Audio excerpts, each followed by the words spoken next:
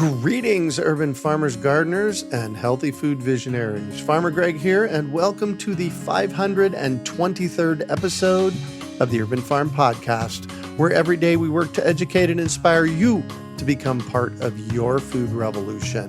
Have you ever pondered why you do what you do? Well, I have for over 4 decades.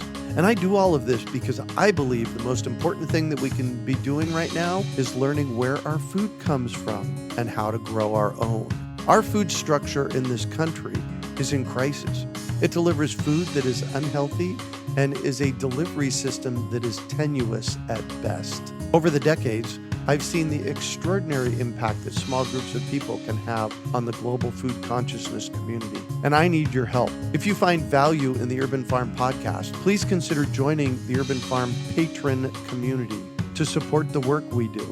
In exchange for subscribing, you will receive content and bonuses far beyond the free podcast episodes that we deliver. Plus, I am committed to making sure the value you receive goes far beyond what you contribute. Visit urbanfarmpodcast.org to see what you receive when you join us in revolutionizing our food system. Please consider supporting our work. It might be the most important thing you ever do. Today on our podcast, we have someone who maximizes her farm production with a little help from her four-legged friends.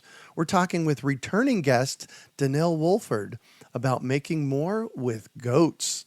DaNelle is an urban farmer and goat enthusiast located in Phoenix, Arizona. She runs a popular blog and YouTube channel called Weed 'em Reap and boasts over 100 million views.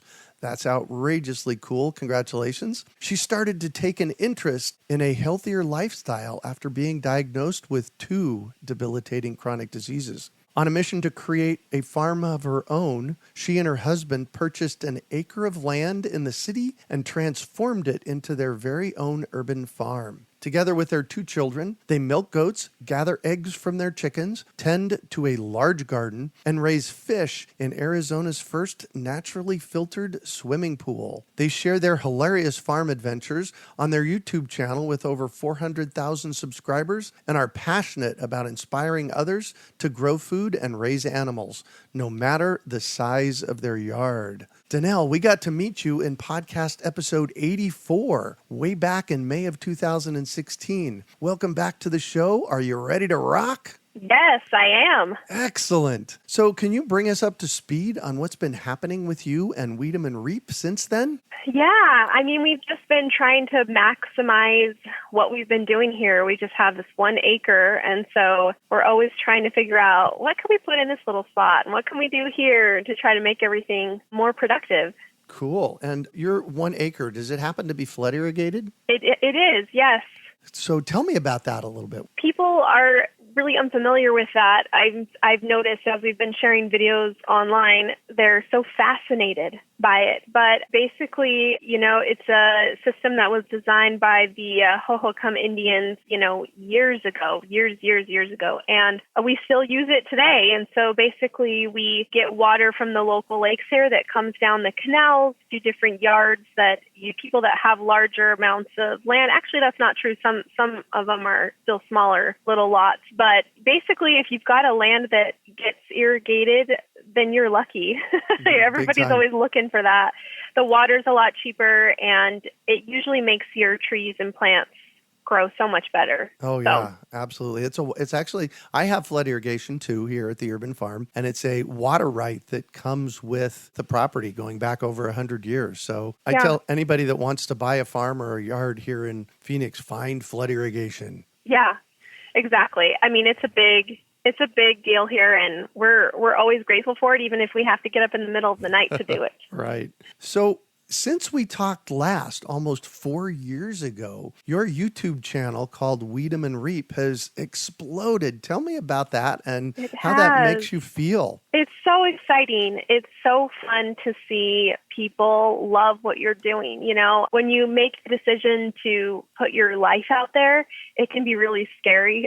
And you're Right. like, okay, get ready for the criticism. But, you know, actually, it's been really enjoyable. And I was actually pretty afraid of YouTube because I thought, okay, gosh, this is where the monsters live. This is where the crazy people live. But no, it's been amazing. People have been so fun to connect with. And we're just always amazed at how people find us and where they live. And it's just all over the world. We get so many emails and comments about that. And the thing I'm most surprised about is that the majority of people that follow us do not have any kind of farm or any kind of animals. Yeah, and I found that because it's fascinating to them. They've never seen people grow food and seen like a real in-depth look at that. And so we have a whole big variety of different types of people, and it's just made it really fun. Oh, nice. I watched one of your recent videos, and you have some piglets coming. We do. Yeah, my husband wanted to get into raising this special breed of pig. They're related to potbelly pigs, so they're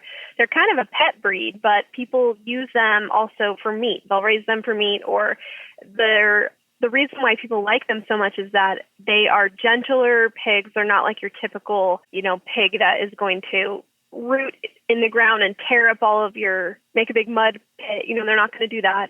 And they're not going to try to attack your chickens or something like that. They're very calm.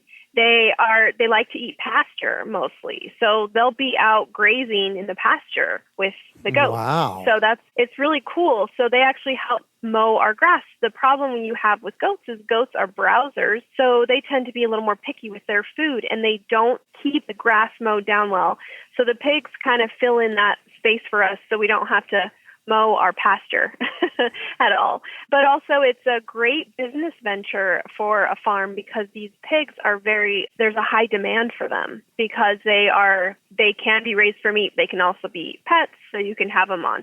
They're great for small farms, stuff like that. So this is our first foray into it, and she's due with quite a lot of little piglets, so we're a little bit nervous, but hey, we're up for any new adventure. Yeah, I know the video. She was the woman that was doing the ultrasound on them started at counting, and she got to 3, 4, and then she got to 5, 6, and then did she get any farther than 7? Yeah, I think she got to 7, and then when I turned off the camera, she said, "There's so many I can't even count." So I was like, "Oh gosh, here we go." Nice. So we're here today to talk about goats. Why goats? Goats are so awesome because they're easy to have on a small amount of land. They're so good at clearing brush and keeping weeds down. And then they're really efficient eaters and milkers. So they produce a lot of milk for how much they eat. They're also great for kids to work with. And then overall, they're less expensive to buy and to feed than, let's say, like a cow or something. But I think the top reason why I like them is because the milk is easier to digest for most folks. It has a different formulation of fat globules. So it is digested differently in the body. And so people, you'll often hear people that will say, yeah, when I was a newborn and I couldn't drink any formula, so my mom fed me, goat's milk. Or you'll hear a lot of people, that will be the default milk that people will drink if they don't go to completely, I guess, plant-based milks. Yeah, so it's cool. And then obviously they have great personalities.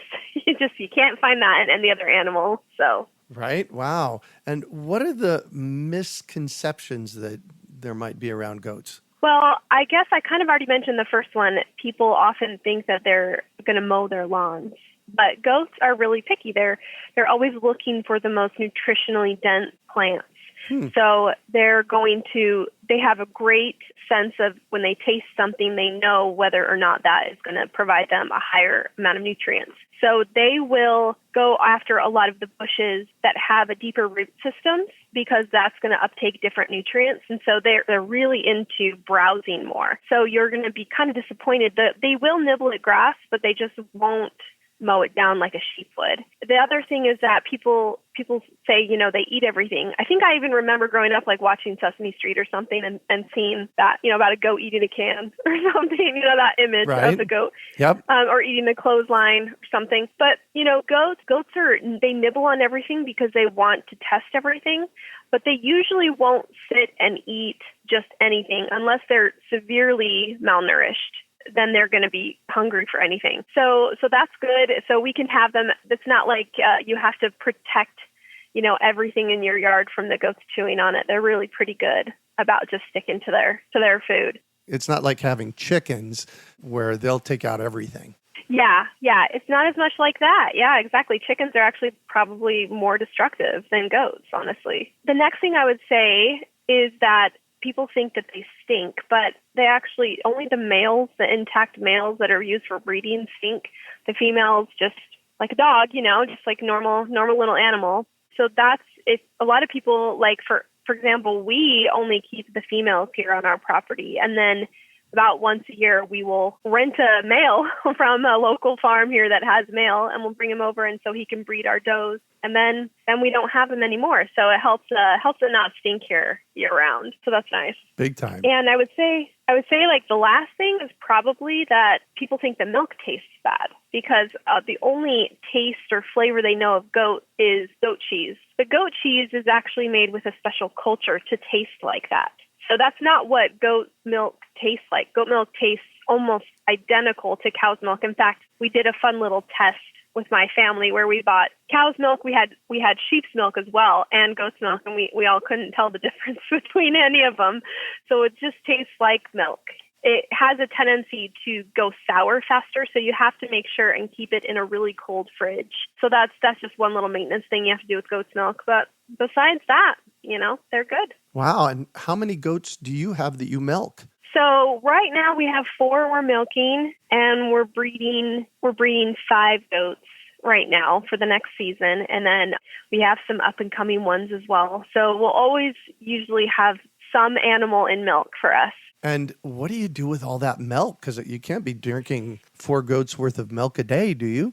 Well, so we actually keep the littlest size of goats. They're called Nigerian Dwarfs, and they're known for the best taste of goat's milk. So they have just a phenomenal flavor, and they're just really desirable. But they don't produce a lot of milk. So we don't get that much every day. You'd be surprised. We go out there and we milk them, and we probably only get, a half gallon a day, which doesn't seem like a lot. But then you add that up, and that's, 3 gallons a week or something like that. And do you share it with others, or are you consuming all of it? We usually consume it ourselves. We'll share it with some family that comes over, but we'll also use it in other things. We'll use it in baking a lot, or anytime when you need milk or cream or something like that, we're using it instead. Nice. We'll also make yogurt, and I will make some goat cheese. I'll use a little culture and make some goat cheese.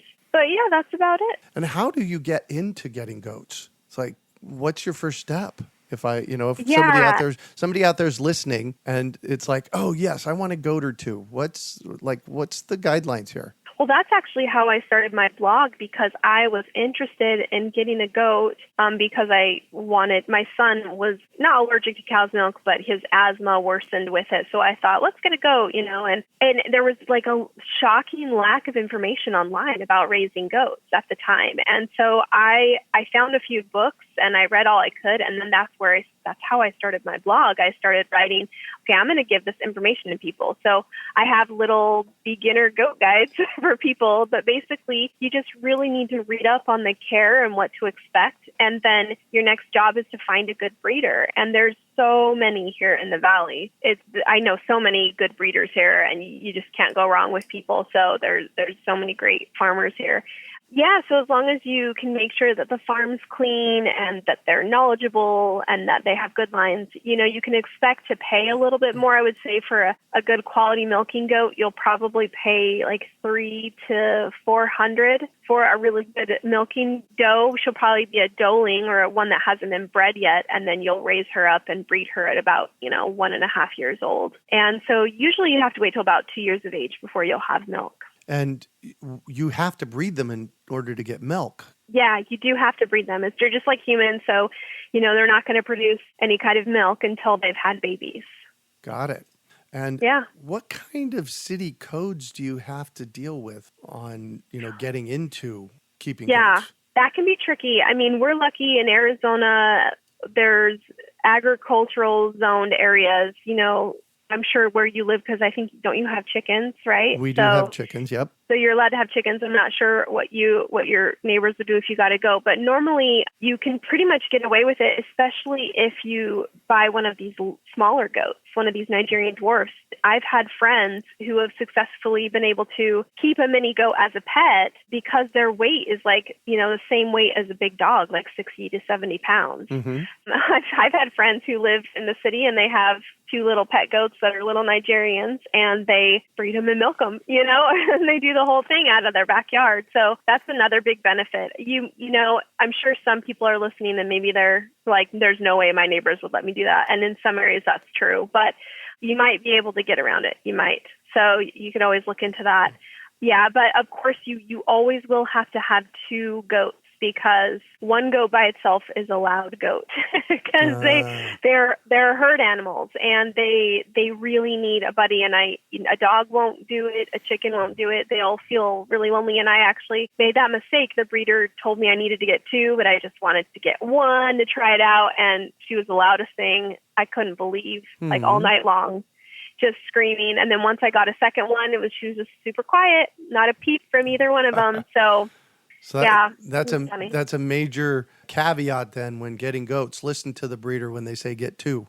Yes, yes, definitely. And so there's a cycle, and you kind of touched on it a little bit, but there's a cycle that goats go through. Can you talk a little bit more about that? Like you asked, do they have to be bred? That's a really common question. It's hard for people how does this whole thing work? But so let's say you buy a baby goat, you have to wait till they're about a year and a half to be able to breed them. And then they're pregnant for about 5 months, so they're not going to be able to produce milk for you until they're about 2 years of age. But then once they start producing milk, they'll immediately start right after they have their babies. And usually for a couple weeks, you'll let the babies have full access, so the babies get their full nutrition. The babies develop super fast. So at about 2 weeks, they're ready to start nibbling on hay and a little bit of grain, and they will slowly start being weaned from their mom. And so at that point, you will split. You'll do kind of like what they call a milk share with the babies. So you'll have the babies eat half the milk and you'll take half the milk. You'll kind of do a little share with them. But once they deliver their babies, we call it, in the goat world, we call it a freshening. So that's when they have the highest amount of milk. And then as the year progresses, their milk will slowly decline in production, no matter how much you milk them. That's just kind of how their bodies work. And then at which point you'll decide when you want to breed them again. Now with us, we like to keep the babies with the mamas as long as possible, usually about to where the moms start getting really irritated with their babies. There's about the 8 to 10 week mark when the moms start kind of kicking at their babies and they don't want them to nurse anymore. And at that point, we start to kind of fully help them get weaned. It gives the mom a break. And so what we'll do is we'll put the babies in like a separate little area of the pasture than the moms. Whereas in the very beginning, if we had done that, the moms would cry for their babies. When they're about 8 to 10 weeks old, the moms enjoy it. So they're like off. They're happy for the break. And then so we slowly wean the babies, and then we decide at that point whether we're going to sell them or keep them on the farm. And usually we like to give the moms an opportunity to have one of their own babies stay with them because they love that bonding. And it's just a really cool experience. It's so funny. They recognize and they know their baby, and it's kind of like a lifelong friend for them.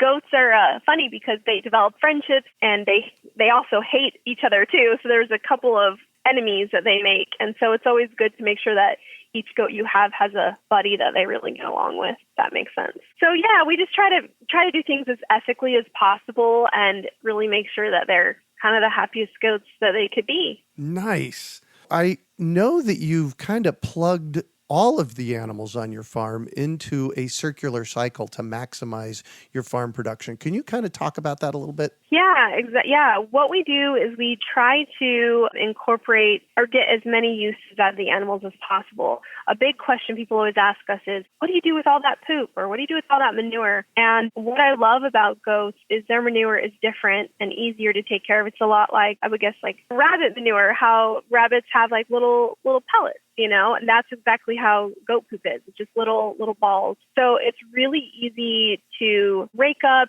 really easy to compost. It's a little bit of a drier poop, so you're not going to step in it and have it all over your foot. It's just kind of these little dry balls. So yeah, they're really easy to compost for the garden. So we're always breaking it down and then adding it to the garden, which is great. But also it's great for permaculture practices. So a lot of people like to practice pasture rotation with goats, and they'll sometimes, they'll plant their pasture here in the spring or in the winter here, and then they will go ahead and, make different fences so that they can move them in the different pasture rotations. Yeah, but I mean, as far as maximizing production, you're going to get so much production out of them because you're going to have all this milk, and, there's endless uses for the milk, like soap and cheeses and yogurts, and then obviously drinking it. And then also they'll keep your weeds down, they'll keep different pasture areas down, and then you can use the manure. So it's very awesome. Nice. And so we've talked about piglets and we talked about chickens. Do you keep any other animals? So we've kept sheep in the past, but we've noticed it's been really hard to keep sheep and goats together. They have different mineral requirements, and copper is really toxic to sheep. They only need a little bit, while goats need more copper. So when you're trying to, give minerals to your animals and feed them, it just gets a little bit tricky. And so we just have basically, we've stuck with the goats, and then we've stuck with the different variety of chickens. We have a couple turkeys as well. And then we have the pigs. Nice. And are your turkeys pets, or are they for food? They are pets. So that's funny. We actually got this female turkey. It was gifted to us from a friend. And I guess we could have, butchered her and eaten her, but she's such a staple on our farm. There's so many people that say, oh, turkeys are stupid and turkeys won't hatch their own babies. They won't sit on the nest. It's supposedly really rare to find a turkey, a heritage breed, that will actually sit on the nest for the full, 28 days and then raise the chicks and not abandon them. And she was a champ. She did it for us like 3 times. Wow. She did. Yeah. So she's too great of a breed and has too great of genetics for us to ever think of butchering her. Right. So she's just kind of here hanging out. And we actually, a funny story, just put about 6 months ago, we put little peacock eggs under her just to see if she would hatch those. And she did. Wow. So now we're like, yeah, she'll hatch anything. She has these huge motherly instincts, which is so weird. She's the first turkey we've ever had. And yet everybody online they can't ever get their turkeys. They got to incubate them. And so it's just so funny that she would do that. So we'll keep her. She's a keeper. Nice. And so back to the goats just for a moment. Do you have a good book for people to get? What do you recommend? There are a lot of good books on raising goats. I think probably my favorite one there's 2. There's one that's called The Backyard Goat by Sue Weaver, or there's Stories Guide to Raising Dairy Goats by Jerry Bellinger. The Stories Guide one is a bit of a shocker because he's talking from like a heavy goat farm production standpoint, and there's some shocking practices in there that are very interesting. I don't even know if I should explain that, but yeah, that's a little bit harsh. I would say The Backyard Goat is great for somebody that is kind of like me, who maybe has an acre or even less and is wanting to just have some backyard goats. Great. So the Story Guide, if you want to do a lot of goats, if you want to go into goat production, yeah, that's where if you're into production, that would be the best book for sure. In your bio, you mentioned a natural backyard pool, the first in Arizona. Tell me how that came about, and then tell me about it. Well, we kind of call it our swimming pond. We sometimes refer to it as a pool, but it's mostly a pond that we swim in. I have been, living in Arizona, a lot of people have pools around here, and I've always wanted one because we continue to work outside on the farm no matter what the temperature is.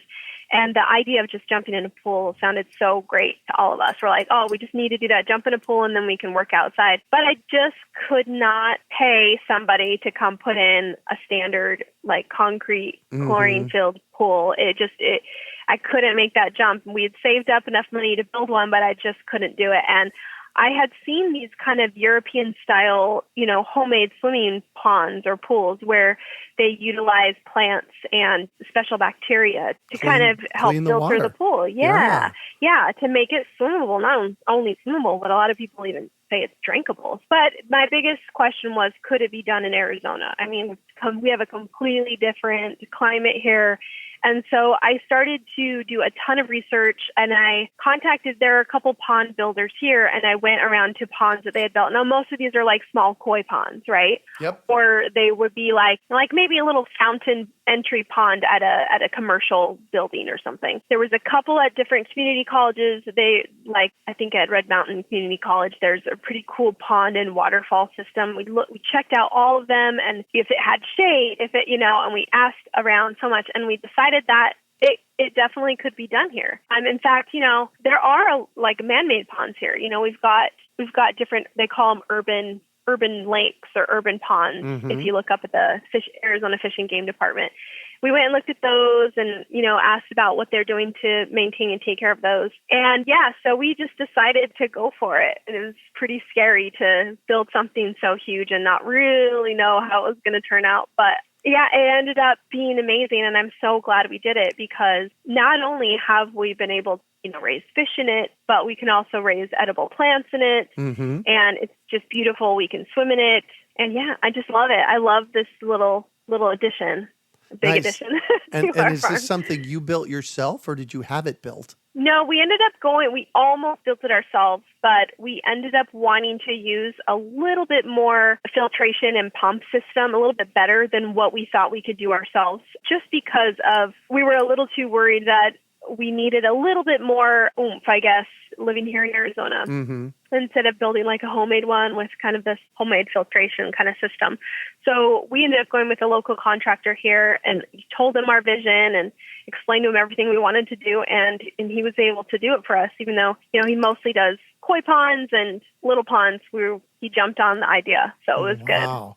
My first business actually in 1975 here in Phoenix was building fish ponds. And really? I did not know that. Yeah, and while I never built a swim pond, I used to build aquaculture ponds. I converted people's old swimming pools into food production ponds for them here from about 1975 to about 1984. Wow. It was something honestly, in retrospect, in 1984, I got out of my fish pond business and I got into technology. And while I learned a lot in technology, I kind of missed the fact that I was building fish ponds back before they were cool. It would have been a fun business to be in these days. That's great. Yeah, it is a good business to be in. People are, especially in Arizona, we want these beautiful backyards we want to see water features. We don't see a lot of water around here. So, But I wanted kind of the best of both worlds. I wanted us to be able to swim in it. I wanted to raise fish in it, and I wanted to be able to, play around with some edible plants as well. Yeah. And are you actually raising fish to eat? Yeah, so we've done it.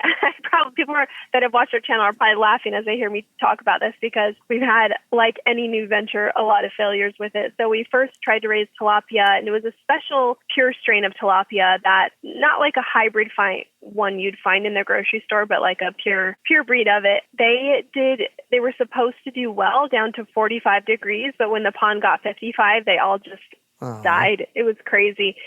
So we decided not to go that route. We decided to take the longer approach and raise catfish. Oh, nice. So we're going to try that. They take a little longer to grow, but they're just kind of these like little bottom feeders that eat bits of algae, and we feed them a little bit of this plant or this fish food. And so we'll see. We haven't been able to harvest any of them yet, but they're still in there and they're still growing, and they can handle the lower temps that we get at, which is pretty much 45, I think, is the lowest that pond gets. Perfect. So I'm going to shift on you, and I'd like for you to talk about a vivid memory from your childhood associated with food. I do have a memory of my mom always making homemade bread, and that was the big thing. Like, we would come home from school and she'd have this whole wheat, freshly ground, homemade bread. So that's probably my most vivid memory. And do you make bread now? Yeah, I've definitely made bread. I don't make it like consistently where that's our main source, but I definitely can do it, and I've done it quite a few times. I recently got a wild hair to make some sourdough starter and make sourdough bread. Have you ever done that? Yes, I've done that a lot. So, I had a starter going for quite a long time. I ended up freezing it for a while after I got tired of feeding it all the time, but Yeah, it's such an amazing process, isn't it? Yeah. Well, and so what I haven't quite figured out yet, I just signed up for a 4-video class, and I'm through video 2, but she hasn't talked about yet how to get the starter. Where do I get a starter at? Oh, okay. So she's probably gonna have you make it yourself. I mean, Okay. you can buy some starters online where it'll kind of help jumpstart the process a little bit, or you can actually ask in different natural living, Facebook groups or a friend.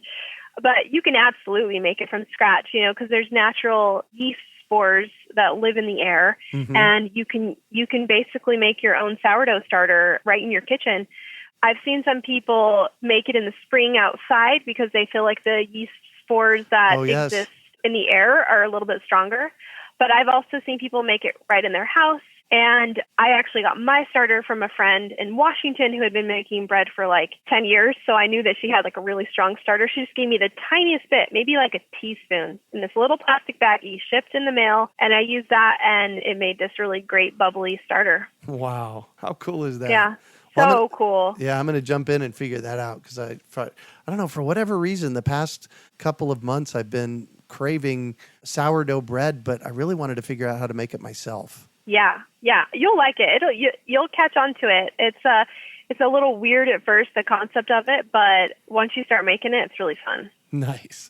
And what new piece of advice do you have for our listeners today? I would say don't be afraid to fail, because whatever you're trying to do, whether it's gardening or animals or even a pond or something, just get started, and you're going to learn as you go. I think the best tip along the way, though, is to make sure and observe and keep notes. So you just make sure to remember to not repeat mistakes, because that can happen. You'll forget season after season. Oh, yeah, that's right. I wasn't supposed to do that with. So if you keep notes and keep observing, you'll learn, you'll get better. Yay. Well, thank you so much for joining us on the show today, DaNelle. How can our listeners find you? We mostly hang out on YouTube now. We do a couple videos a week, and show our lives and what we do here to take care of our animals. And there's always something new and crazy and different happening. So that we have plenty of content, plenty of things that's going on here. So you can follow us on YouTube. We're also on Instagram and Facebook. And yeah, just join us and laugh along with us. Nice. And that's at Weedham at Reap? Yes. Cool. And your website is weedhamandreap.com, maybe? Yes, exactly. You can also find show notes from today's podcast at urbanfarm.org/DaNelle. That's DANELLE. Hey, if you've enjoyed this podcast and are interested in listening to my first podcast series, Freshly Green, from 2007, you can subscribe to support the Urban Farm Podcast. With that, you will have access to Freshly Green and so much more bonus content. Visit urbanfarmpodcast.org to find out more and to pledge your support. We hope you enjoyed today's episode of the Urban Farm Podcast. Remember to listen for tips, advice, and resources to help you on your journey with urban farming. You can find us on the web at urbanfarm.org or send us an email to podcast@urbanfarm.org. In the words of Vincent van Gogh, great things are done by a series of small things brought together. Be encouraged that with each lesson learned and skill developed, you are one step closer in the direction of your dreams.